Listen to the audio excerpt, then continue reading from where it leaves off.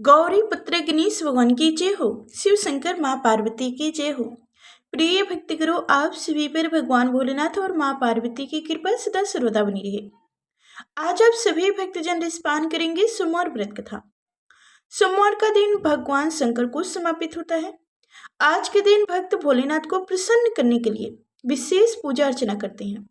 कुछ लोग आज के दिन व्रत भी रखते हैं ताकि शिव की विशेष कृपा प्राप्त हो जा सके।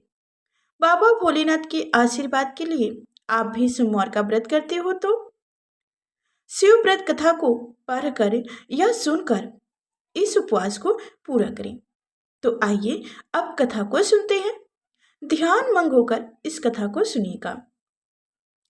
किसी नगर में एक धनी व्यापारी रहता था।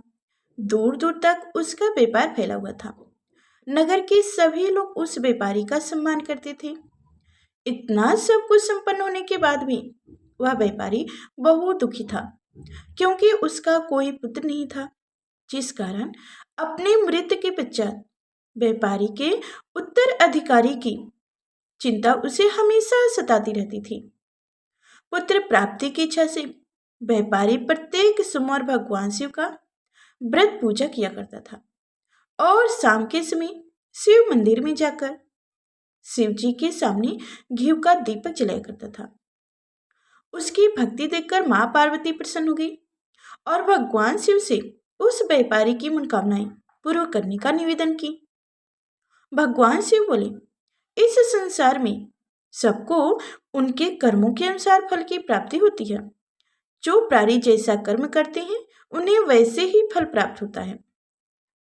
शिव जी द्वारा समझाने के बावजूद माँ पार्वती नहीं मानी और उस व्यापारी की मनोकामनाएं पूर्ण हेतु शिव जी से बार बार अनुरोध करती रही। अंत माता के आग्रह को देखकर भगवान भोलेनाथ को उस व्यापारी को पुत्र प्राप्ति का वरदान देना पड़ा।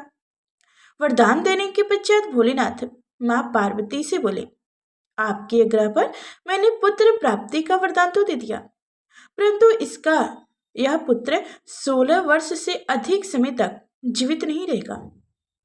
उसी रात भगवान शिव उस व्यापारी के स्वप्न में आए और उसे पुत्र प्राप्ति का वरदान दिए और उसके पुत्र के 16 वर्ष तक जीवित रहने की भी बात बताई। भगवान के वरदान से व्यापारी को खुशी तो हुई, लेकिन पुत्र की अल्पायु की चिंता ने उस खुशी को नष्ट कर दिया। व्यापारी पहले की तरह सोमवार के दिन भगवान शिव का विधिवत व्रत करता रहा। कुछ महीने बाद उसके घर एक अति सुंदर बालक ने जन्म लिया और घर में खुशियां ही खुशियां भर आई। बहुत धूमधाम से पुत्र जन्म का समारोह मनाया गया, परंतु व्यापारी को पुत्र जन्म की अधिक खुशी नहीं हुई, क्योंकि उसे पुत्र की अल्पायु के रहस्य का पता था।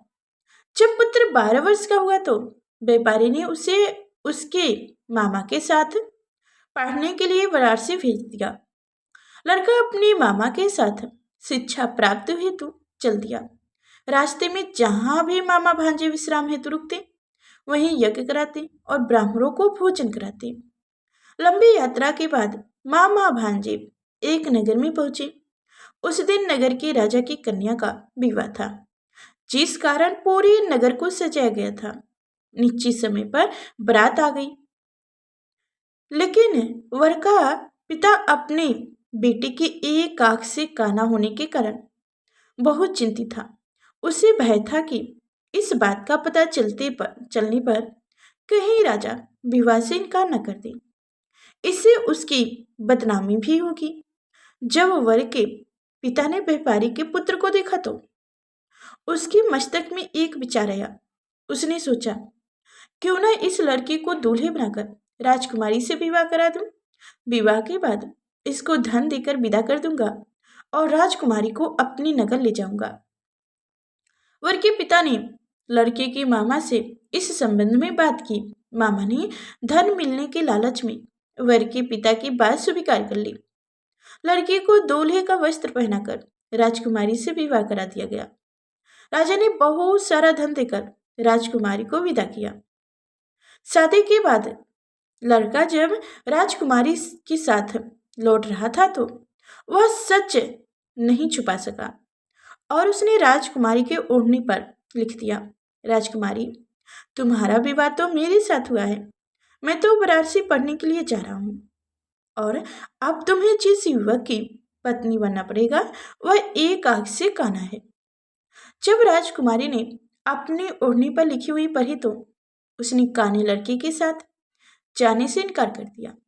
राजा को जब ये सब बातें पता लगी तो उसने राजकुमारी को महल में ही रख लिया।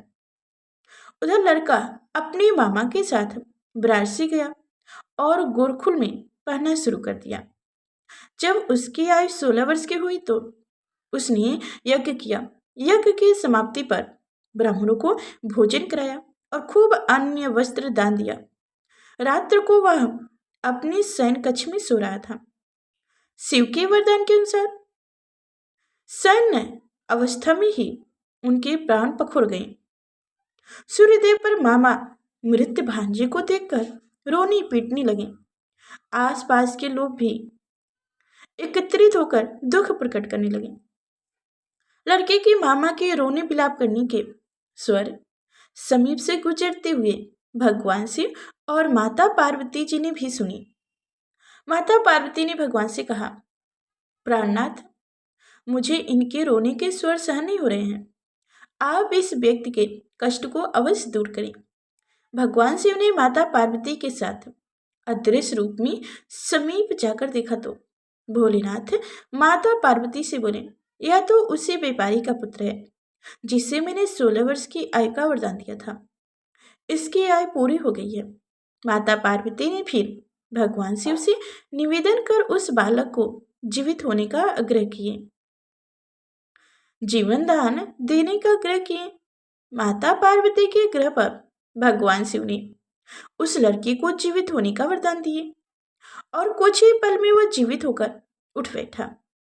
शिक्षा समाप्त करके लड़का मामा के साथ अपने नगर की ओर चल दिया। दोनों चलते हुए उसी नगर में जा पहुंचे जहां उनका विवाह हुआ था। उस नगर में भी यज्ञ का आयोजन किया गया। समीप से गुजरते हुए नगर के राजा ने यज्ञ का आयोजन देखा और उसने तुरंत ही लड़के और उनके मामा को पहचान लिया। यज्ञ के समाप्त होने पर राजा मामा और लड़के को महल ले गया और कुछ दिन उन्हें महल में रखकर बहुत सा धन वस्त्र आदि देकर राजकुमारी के साथ विदा कर दिया। इधर भूखे प्यासे रहकर व्यापारी और उसकी पत्नी बेटे की प्रतीक्षा कर रहे थे। उन्होंने प्रतिज्ञा कर रखी थी कि यदि उन्हें अपने बेटे की मृत्यु का समाचार मिला तो दोनों अपने प्राण त्याग देंगे। परंतु जैसे ही उसने बेटे के जीवित वापस लौटने का समाचार सुना तो वह बहुत प्रसन्न हुआ। वह अपनी पत्नी और मित्रों के साथ नगर के द्वार पर पहुंचा। अपने बेटे के विवाह का समाचार सुनकर पुत्र वधू राजकुमारी को देखकर उसकी खुशी का ठिकाना न रहा। उसी रात भगवान शिव ने व्यापारी के स्वप्न में आकर कहा, हे सर्वश्रेष्ठ व्यापारी, मैंने तेरे सोमवार व्रत करने और व्रत कथा सुनने से प्रसन्न होकर तेरे पुत्र को लंबी आयु प्रदान की है।